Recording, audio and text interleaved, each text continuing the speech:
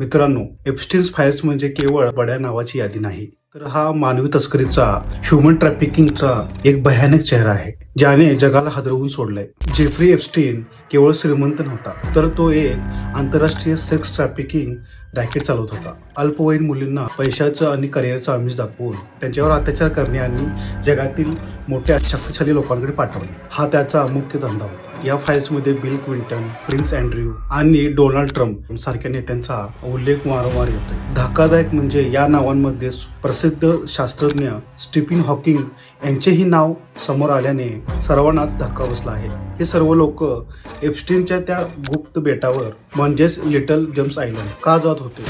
या फाईल्समधून अनेक पीडित महिलांचे जबाब पुढे येत आहेत, ज्यांना जबरदस्तीने या रॅकेटमध्ये ओढलं गेलं होतं. सत्तेच्या बळावर अनेक वर्ष हे सत्य दाबून ठेवलं गेलं होतं, पण आता हे जगासमोर येत आहे. हे प्रकरण केवळ राजकारणापुरतं मर्यादित नाही आहे, तर हे मानवतेच्या विरोधातील सर्वात क्रूर कृत्य आहे. तुम्हाला काय वाटतं? ही शक्तिशाली लोक कधी जेलमध्ये जातील?